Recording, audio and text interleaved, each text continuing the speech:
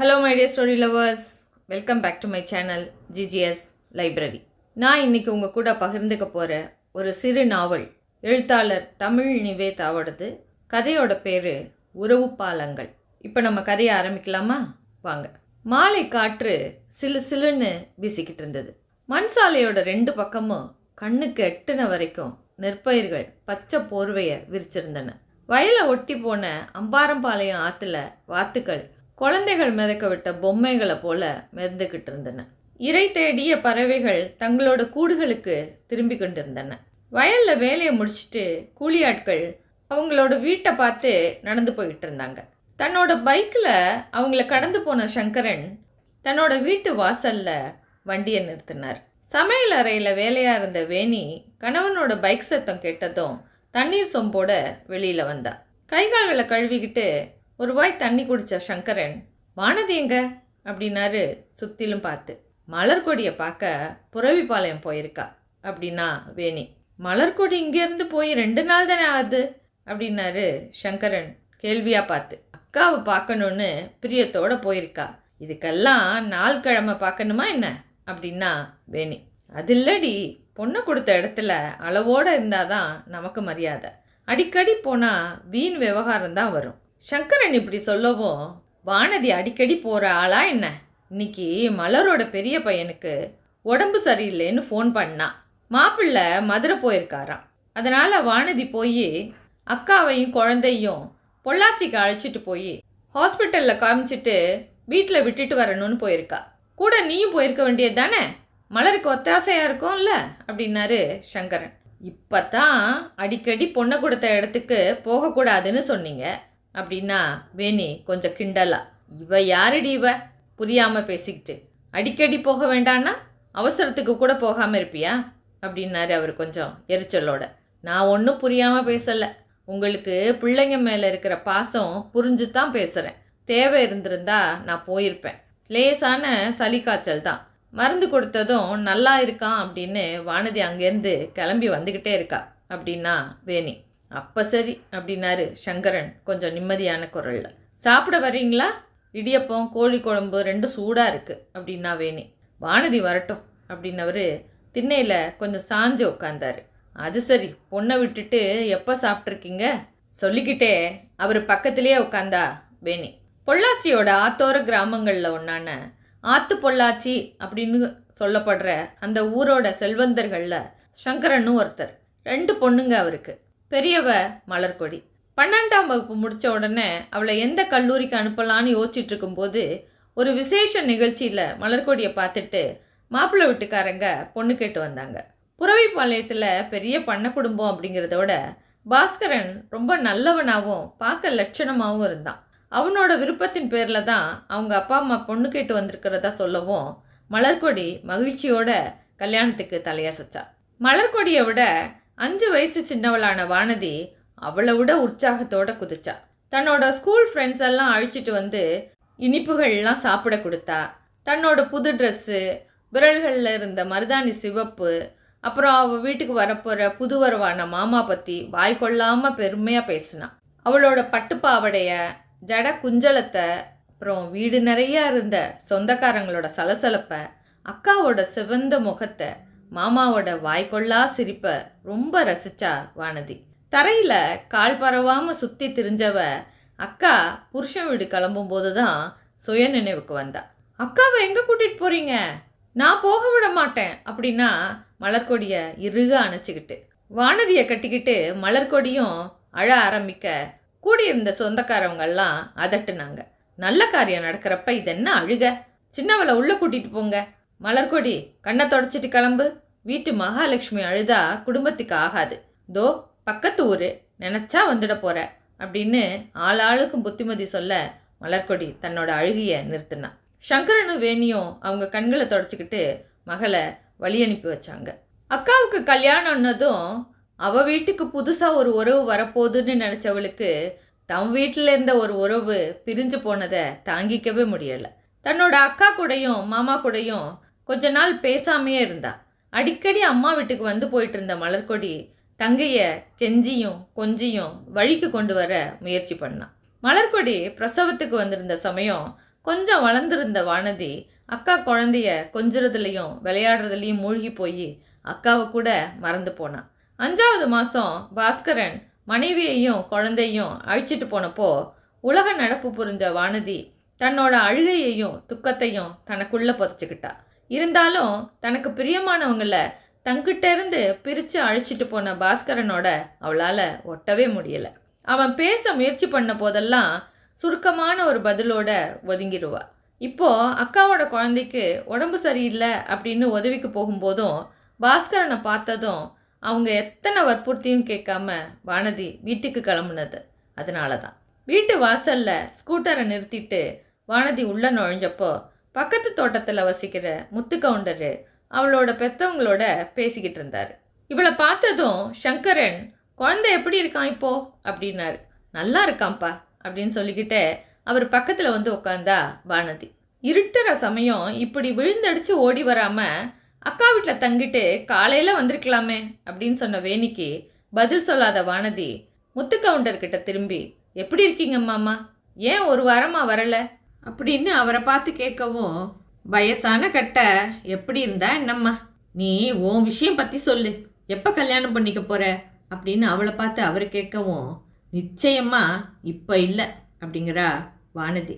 என்ன சங்கரா, உன் பொண்ணு இப்படி சொல்கிறா அப்படின்ன முத்து கவுண்டர்கிட்ட சங்கரன், என்ன செய்ய சொல்கிறீங்கன்னு, பெரியவளை தான் அதிகம் படிக்க வைக்கலை, இவளையாவது படிக்க வைப்போமேன்னு இவ சொன்னதுக்கெல்லாம் தலையாட்டணும்.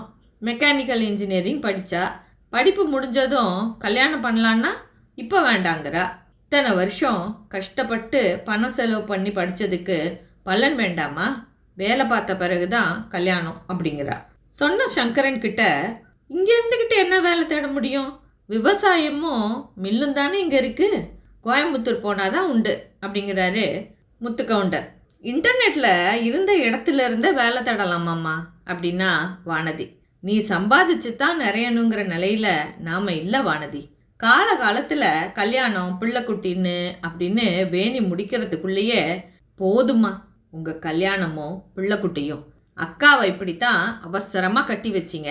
வாழ்க்கைனா என்னன்னு தெரியறதுக்கு முன்னாடியே கழுத்தை நீட்டிட்டு செக்கு மாடு மாதிரி சுற்றிக்கிட்டு இருக்கா. நானாவது கொஞ்ச நாள் ஃப்ரீயாக இருக்கேன். மக சொல்கிறது சங்கரனுக்கு நியாயமாக படுது. அவர் தலையசைக்கிறதுக்குள்ள வேணி சொன்னால், நீ வேலைக்கு போய் செட்டில் ஆகி கல்யாணம் செஞ்சுக்கிறதுனா இன்னும் 4-5 வருஷமாவது ஆகும். இப்போவே எங்களுக்கு பிபி சுகர் அப்படின்னு உடம்பு இருக்குது. நீ கல்யாணத்துக்கு சம்மதிக்கும் போது நான் போய் சேர்ந்துட்டேன்னா உனக்கு யார் செய்வாங்க? என்னதான் அக்கா இருந்தாலும் அம்மா பிள்ளைக்கு செய்கிற மாதிரி வருமா? வேணி கண்ணை கசக்கவும் சங்கரன் தடுமாறுறாரு. அம்மா, நான் கல்யாணமே வேண்டாம் நான் சொன்னேன், கொஞ்ச நாள் வேலை பார்க்குறேன்னு தானே சொன்னேன். இதுக்காக நீயும் கவலைப்பட்டு அப்பாவையும் குழப்பணுமா அப்படிங்கிறா வானதி. சரி, நீ எப்போ கல்யாணம் பண்ணிக்கிறேன்னு சொல்லு, நான் நிம்மதியாக என் வேலையை பார்த்துக்கிட்டு இருக்கேன் அப்படிங்கிறா வேணி. அம்மா, நான் தேதியெல்லாம் குறிப்பிட்டு அக்ரிமெண்ட் போட்டு தர முடியுமா அப்படின்னு சொல்கிறா வானதி. அம்மாவுக்கு மகளுக்கும் நடந்த விவாதத்தில் முத்து கவுண்டர் குறுக்க வந்தார். பெற்றவங்களுக்கு கவலை இருக்கிறது நியாயம்தானே வானதி. பொதுவாக பொண்ணுங்க வெளியே போனாலே பாதுகாப்பு இல்லைங்கிறதுல எங்கள் தலைமுறைக்கு கவலை ரொம்ப அதிகம். அதுவும் ஒன்றை மாதிரி இத்தனை அழகான பொண்ணு வேலை பார்க்க போனால் ஏற்படுற சிக்கல்கள் பற்றி கொஞ்சம் கவலை இருக்கத்தானே செய்யும் அப்படிங்கிறாரு வானதி கிட்ட. சிக்கல்கள் எங்கே தான் இல்லை மாமா. போன வாரம் பொள்ளாச்சி சந்தைக்கு போயிட்டு வந்த பக்கத்து வீட்டு அக்கா கிட்ட குடிபோதையில் ரவுடி பசங்க கலாட்டா பண்ணலையா? தன்னோட கணவனோட சினிமாவுக்கு போன வாத்தியார் பொண்ணு கலாவை யாரோ இடித்து தேட்டர்லேயே கலாட்டா ஆகலையா அப்படின்னா வானதி. அதெல்லாம் சரிதாம்மா. இது மாதிரி பெரிய படிப்பு படித்து வேலைக்கு போகிற இடத்துல சில பெண்களுக்கு மனசு தடுமாறி போகுது. சொன்ன முத்து கவுண்டர்கிட்ட, உங்களுக்கு அந்த பயமே தேவையில்லை. நான் காதல் அப்படின்லாம் சரிக்கு விழுற ஆள் இல்லை. அம்மாவையும் அப்பாவையும் எப்போவும் நான் தான் பக்கத்தில் இருந்து கவனிச்சிக்க போகிறேன். அதனால் எனக்கு மாப்பிள்ளை பார்க்கும்போது கூட இங்கேயே இருக்க சம்மதிக்கிறவனை தான் நான் கல்யாணம் பண்ணிக்குவேன். இதனடி புதுக்கதை அப்படின்னா வேணி வியப்போட. புதுசெல்லாம் இல்லைம்மா, எப்போவும் மனசில் உள்ளது தான். இப்போது நேரம் வந்ததால் சொன்னேன். அக்கா கல்யாணமாகி போனப்போ நாம் அடைஞ்ச வேதனையை மறுபடியும் படக்கூடாது. காலங்காலமாக இது நடக்கிறது தானே வானதி. பொண்ணு கல்யாணமாகி புகுந்த வீடு போகிறது புதுசா என்ன? நான் உட்பட எல்லாரும் அப்படி வந்தவங்க தானே அப்படின்னா வேணி. அப்பா, அம்மா சொல்கிறத பார்த்தா நான் உங்கள் கூடயே இருந்துடுறதுல விருப்பம் இல்லை போல இருக்கே அப்படின்னா வானதி அவர்கிட்ட. நம்ம வீட்டில் நீ இல்லாமல் வேற யார் இருப்பாங்களா? நீ எனக்கு மக மட்டும் இல்லை, மகனும் கூட தான். அதனால இங்கே இருந்துடுறா கண்ணா அப்படின்னாரு சங்கரன் பெருமையோட. சரிதான், இந்த வயலில் வந்து வசிக்கணும்னா மகளுக்கு ஏர் உழுவுற மாப்பிள்ளைய தான் பார்க்கணும் அப்படின்னா வேணி கிண்டலோட. ஏன், ஏர் ஓட்டுறவன்னா மட்டமா, ஃப்ளைட் ஓட்டுறவன் தான் வசதியா? ரெண்டுமே நாட்டுக்கு தேவையான தொழில் தான். என்னை புரிஞ்சுக்கிட்டு நம்ம குடும்பத்தோடு இருக்க சம்மதிக்கிற யாராக இருந்தாலும் நான் அவனை தான் கல்யாணம் பண்ணிக்குவேன் அப்படின்னா வானதி. நீ தோளில் பைய மாட்டிக்கிட்டு வேலைக்கு போக உன் புருஷன் வீட்டில் சமைச்சு வச்சுட்டு உனக்காக காத்துக்கிட்டு இருந்தா ரொம்ப நல்லா தான் இருக்கும் அப்படின்னு சொன்னா வேணி வாய் விட்டு சிரிச்சுக்கிட்டே. பாருங்கப்பா எப்படி கிண்டல் பண்ணுறாங்கன்னு அப்படின்னு வானதி சங்கரனோட தோளில் சாஞ்சுக்கிட்டு சினுங்க. அவள் கிடக்கிறா விடுமா அப்படின்னாரு அவர் செல்லம்மா. முத்துக்கவுண்டர் சொன்னார், என்ன பாரேன், எனக்கு பிறந்த 2 பையன்களும் கல்யாணம் பண்ணி வச்சதும் சொத்தை பிரித்து எடுத்துக்கிட்டு தனியாக போயிட்டாங்க. மனைவியை இழந்தனா இப்போ அனாதையாக இருக்கேன். வானதியை பார்க்கும்போதெல்லாம் நமக்கு ஒரு பொண்ணு இருந்திருந்தா அப்படின்னு நினைக்காம இருக்க முடியலை. மாமா, நானும் அக்காவும் குழந்தையா உங்கள் மடி மேலே தவழ்ந்து விளையாடி இருக்கோம். எங்கள் அப்பா மேலே இருக்க அன்பும் மதிப்பும் உங்கள் மேலேயும் எனக்கு இருக்கு மாமா அப்படின்னு சொன்னா வானதி. முத்துக்கவுண்டர் நிகழ்ச்சியோட புன்னகைக்கவும் வீட்டுக்குள்ளேருந்து டெலிஃபோன் மணி அடிக்குது. வானதி ஃபோனை எடுக்க போகவும் முத்துக்கவுண்டர் அப்போதான் நினைவு வந்தவரா சங்கரன் கிட்ட சொன்னார், செய்தி கேள்விப்பட்டியா? உன் சின்னம்மா தவறிட்டாங்களாம். சங்கரனோட முகம் இறுகி போணுச்சு. எனக்கு சின்னம்மா பெரியம்மானெல்லாம் எந்த உறவும் இல்லை கவுண்டரே, தெரியாதா உங்களுக்கு அப்படின்னாரு கடினப்பட்ட குரலில். நீ இல்லைன்னு சொன்னால் இருக்கிற உறவு இல்லாமையா போயிடும்? உங்கள் அப்பா கூட இப்போ ஊரில் இல்லையாம். சின்ன மகனோட போக்கு பிடிக்காம மனசு நொந்து போயிருந்தவரை மக தன்னோட அழைச்சிட்டு போயிட்டாலாம் அப்படின்னாரு முத்துக்கவுண்டர். யார் எங்கே போனாலும் எனக்கு அக்கறை இல்லை, எங்கள் அம்மாவோட முடிஞ்சு போச்சு எல்லாம் அப்படின்னாரு சங்கரன் துண்டை உதறி தோளில் போட்டுக்கிட்டேன். முத்துக்கவுண்டர் பொதுவாக கொஞ்ச நேரம் பேசிக்கிட்டு இருந்துட்டு அங்கேருந்து கிளம்பி போனதுக்கு பிறகும் சங்கரன் ஏதேதோ நினைவுகளில் மூழ்கி போய் உட்கார்ந்துருக்க அவர் பக்கத்தில் வந்த வேணி சமாதானமாக நடந்து முடிஞ்சதெல்லாம் நினச்சி எந்த பலனும் இல்லை, எங்கே இருந்தாலும் எல்லாரும் நல்லா இருக்கணும்னு நினச்சிக்கிட்டு நம்ம வேலையை பார்ப்போம். எப்படி வேணி மறக்க முடியும்? எத்தனை அவமானத்தை, எத்தனை வழிகளை நான் அனுபவிச்சிருக்கேன், ஒரு தப்பும் செய்யாமல். எப்படி என்னால் மறக்க முடியும்? மன்னிச்சு பாருங்களேன், சுலபமாக மறக்க முடியும் அப்படின்னு அவ சொல்லவும், நான் ஞானி இல்லை வேணி, என்னால் முடியாது அப்படின்னாரு சங்கரன் தீர்மானமாக. அப்பா அப்படின்னு அழைச்சிக்கிட்டு அங்கே வந்த வானதி பெற்றவங்களை பார்த்து, ஏன் இப்படி இருக்கீங்க, என்ன விஷயம் அப்படின்னு கேட்க, பதிலுக்கு ஃபோனில் யார் வானதி அப்படின்னா வேணி. தேங்காய் மண்டிக்காரரு எப்போ காய எடுக்க வரலான்னு கேட்டார் அப்படின்னு அவ சொல்ல, சங்கரன் மண்டிக்காரர்கிட்ட ஃபோனில் பேசுகிறதுக்கு போனார். கை கால் கழுவிட்டு வா வானதி, சாப்பிட போகலாம் அப்படின்னு வேணி சமையல் அறைக்குள்ளே போகவும் ட்ரெஸ் மாற்றிக்கிட்டு வந்த வானதியோட சங்கரனும் சேர்ந்துக்க, அப்பா நீங்கள் இன்னுமா சாப்பிடலை அப்படின்னா வானதி வியப்போட.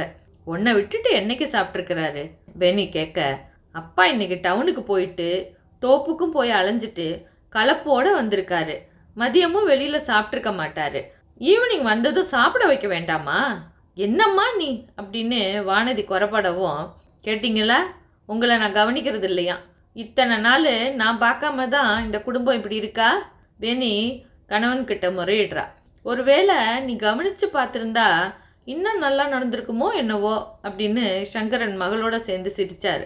கணவனோட மனசு லேசானதை உணர்ந்ததும், 2 பேரும் ஏதாவது கேட்டு என்கிட்ட வாங்க, அப்புறம் பேசிக்கிறேன் அப்படின்னா வேணி பிகுவோட. தொடர்ந்து பேச்சும் சிரிப்புமா 3 பேரும் சாப்பிட்டு முடித்தாங்க. இது வரைக்கும் இந்த கதையோட கதாநாயகி வானதியோட குடும்பத்தை பற்றி கொஞ்சம் பார்த்தோம். அடுத்து நம்ம கதாநாயகன் உற்சவோட குடும்பத்துக்கு மூவ் ஆகிறோம். உலகிலேயே கவர்ச்சியான தலைநகரமான பாரிஸ் நகரம் அந்த ராத்திரிக்கே உரித்தான அற்புத அழகோட ஜொலிக்குது. பாரிஸோட அடையாள சின்னமான ஈஃபில் டவர் ஒளி பிம்பமாக நின்னுது. அந்த டவரில் லைட் ஷோ நடந்துக்கிட்டு இருந்ததுனால சீனர்கள், கொரியர்கள், இந்தியர்கள், அமெரிக்கர்கள்னு டூரிஸ்ட்கள் கலவையாக நின்று வேடிக்கை பார்த்துட்டு இருந்தாங்க. அதுக்கு பக்கத்தில் இருந்த ஒரு சின்ன காஃபி ஷாப்பில் உற்சவும் வரதராஜனும் உட்காந்து காஃபி குடிச்சிட்டு இருந்தாங்க. தாத்தா, காஃபி எப்படி இருக்கு அப்படின்னா உற்சவ் தன்னோட தாத்தா கிட்ட ஏக்கமும் துக்கமும் நிறைஞ்ச குரலில் வேற எங்கே போய் காஃபி குடித்தாலும் பிடிக்காது அப்படின்னாரு வரதராஜன். தாத்தா, நம்ம வெளியில் வந்ததே உங்களுக்கு ஒரு மாற்றம் வேணுங்கிறதுக்காக தான். இங்கே வந்தும் நீங்கள் கவலைப்பட்டீங்கன்னா உற்சவ் முடிக்காமல் நிறுத்த வரதராஜ் சமாளிச்சுக்கிட்டார். தன்னை உற்சாகப்படுத்த பேரன் எடுத்துக்கிற முயற்சிகளுக்கு ஈடு கொடுப்பவரா அங்கே இருந்த டூரிஸ்ட்டுகளோடு சேர்ந்து ஈஃபில் டவரை வேடிக்கை பார்த்தார். அழகான கோபுரம் இல்லையா அப்படின்னாரு பேரன்கிட்ட. உற்சவ் பலமாக சிரித்தான். வெளியூர்காரங்க தான் இப்படி சொல்கிறாங்க. தங்களோட புராதன சிலைகளிலையும் கலைகளிலையும் மிகுந்த ஈடுபாடு இருக்கிற உள்ளூர் மக்கள் இது அசிங்கமான எலும்புக்கூடு மாதிரி இருக்குது அப்படின்னும், அழுது வடிகிற விளக்கு கம்பத்தை மாதிரி இருக்குது அப்படின்னும் இன்னும் பல வாரம் விமர்சனம் செய்கிறாங்க. இதை விட வேடிக்கை என்ன தெரியுமா? பிரபல எழுத்தாளர் மாப்பாசான் இந்த டவரோட ஃபர்ஸ்ட் ஃப்ளோரில் ரெஸ்டாரண்ட்டுக்கு அடிக்கடி போவாராம். ஏன் அப்படின்னு கேட்டதுக்கு, பாரிஸில் இங்கிருந்தால் மட்டும்தான் இந்த டவரை பார்த்து தொலைக்க வேண்டியதில்லை அப்படிங்கிறாராம். உற்சவ் சொல்லவும் வரதராஜ் புன்னகையோட தலையசைச்சார். தாத்தா, நீங்கள் ஃபஸ்ட்டு பாரிஸ் வந்தப்போ உங்களுக்கு என்ன வயசு இருக்கும் அப்படின்னா உற்சவ். 23 வயசில் வந்தேன். 55 வயசில் உன் பாட்டியோட அங்கேயே செட்டில் ஆகிற எண்ணத்தில் திரும்பி இந்தியாவுக்கு போனேன். சில வருஷங்களில் உன் பாட்டி நோய்வாய்ப்படவும் திரும்ப இங்கே வந்தோம். உன்னோட அப்பா லண்டனுக்கு அழைச்சிட்டு போனார்.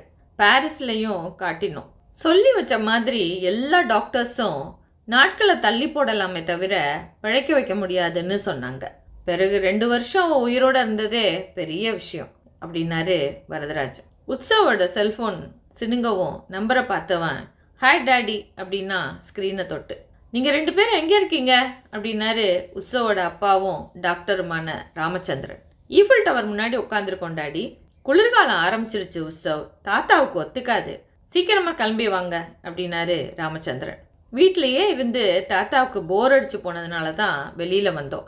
பாரிஸோட குளிர் எனக்கும் உங்களுக்கு முன்னாடியே தாத்தாவுக்கு பழக்கங்கிறத ஞாபகம் வச்சுக்கோங்க டாடி அப்படின்னு சொன்ன உற்சவ் சிரிக்கவும், எனக்கு நல்லா ஞாபகம் இருக்குப்பா, ஆனால் தாத்தாவுக்கு வயசாகுது, எப்போவும் நம்ம உடம்பு ஒரே மாதிரி ரியாக்ட் பண்ணாது இல்லையா அப்படின்னாரு ராமச்சந்திரன். ஓகே டாக்டர், வந்துடுறோம் அப்படின்னா உற்சவ்.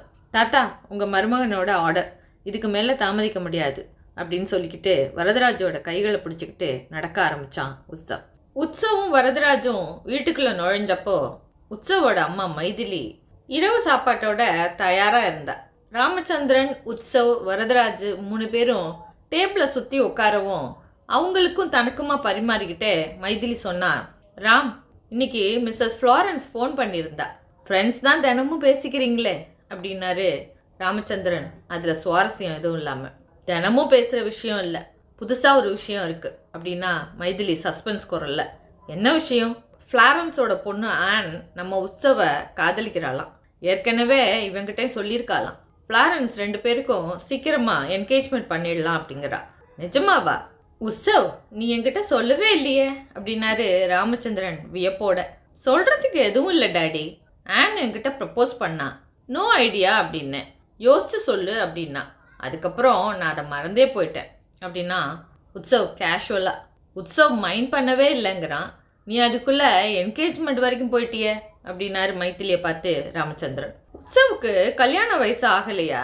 எப்படியும் நாம் பொண்ணு பார்த்து தானே ஆகணும். அதுக்கு இவனுக்கும் நமக்கும் தெரிஞ்ச பொண்ணாக இருந்தால் நல்லது தானே. ஃப்ளாரன்ஸோட ஹஸ்பண்ட் மார்க்கு உற்சவோட பிஸ்னஸ் பார்ட்னர். அதோட உங்களோட ஹாஸ்பிட்டலில் ஒரு கணிசமான பங்குகளை ஃப்ளாரன்ஸ் வாங்கியிருக்கா. இவங்க 2 பேரும் சேர்றது நமக்கு கொஞ்சம் பயனுள்ளதாக தான் இருக்கும் அப்படின்னா மைதிலி. அது வரைக்கும் அமைதியாக அவங்களோட பேச்சை கவனிச்சிட்டு இருந்த வரதராஜ், ஒரு கல்யாணம் நடக்கிறதுக்கு பரஸ்பர பிரியம் மட்டுமே காரணமாக இருக்கணும், கமிட்மெண்ட்டுக்காக கல்யாணம் பண்ணக்கூடாது மைதிலி அப்படின்னாரு. நான் உற்சவை வற்புறுத்தி பிரியமில்லாத ஒரு கல்யாணம் செஞ்சுக்க சொல்லலப்பா. ஆன் இந்திய குழந்தைகளோடைய வளர்ந்த பொண்ணு. ஃப்ளாரன்ஸோ டிபிக்கல் ஃப்ரெஞ்ச் கன்சர்வேட்டிவ் குடும்பத்தை சேர்ந்தவ. அதனால நிச்சயம் ஒழுக்கமும் பண்பும் உள்ளவளாக இருப்பா அப்படின்னா மைதிலி. உற்சவ் சரின்னு சொன்னால் எனக்கு ஆட்சேபனை இல்லை அப்படின்னாரு ராமச்சந்திரன். 3 பேரும் உற்சவை பார்க்க அவன் சொன்னான், உங்களோட ஆர்வம் எனக்கு புரியுது. என்னோட பிஸ்னஸ் விஷயமா நான் சில யோசனைகள் வச்சுருக்கேன். அது முடிஞ்ச பிறகு தான் கல்யாணத்தை பற்றி யோசிக்கணும். அப்படின்னா அவங்கள பொறுத்திருக்க சொல்லவா அப்படின்னா மைதிலி. வெயிட் பண்ணாலும் எனக்கு அவ மேலே என்னையும் மீறி ஈர்ப்பு ஏற்பட்டாதான் இந்த திருமணம் சாத்தியம். ஆனால் ஏற்படுமான்னு என்னால் சொல்ல முடியாது. ஏன்னா என்னால் அவளை என்னோட சின்ன வயசு தோழியாக தான் நினைக்க முடியுதே தவிர வேறு மாதிரி நினைக்க முடியலம்மா அப்படின்னா உற்சவ் உறுதியான குரலில். ராமச்சந்திரன் மனைவியை பார்க்கவும், சரி உன் விருப்பம் உற்சவ் அப்படின்னா மைதிலி ஏமாற்றமா. தாயோட முகத்தை பார்த்த உற்சவ் சிரிச்சான். நீ கவலைப்படாத மம்மி, ஆனை விட நல்ல பொண்ணை அழைச்சிட்டு வந்து உன் முன்னாடி நிறுத்த வேண்டியது என் பொறுப்பு அப்படின்னா சமாதானமா. அதை கொஞ்சம் வேகமாக செய் அப்படின்னா மைதிலி. அதுக்கு பிறகு 4 பேரும் எதுவும் பேசிக்காம சாப்பிட ஆரம்பித்தாங்க. கதையோட தொடர்ச்சியை அடுத்தடுத்த வீடியோக்குள்ள தொடர்ந்து கேட்கலாம். இப்போதைக்கு உங்ககிட்டேருந்து விடைபெறுறது உங்கள் கீதா. தேங்க்யூ.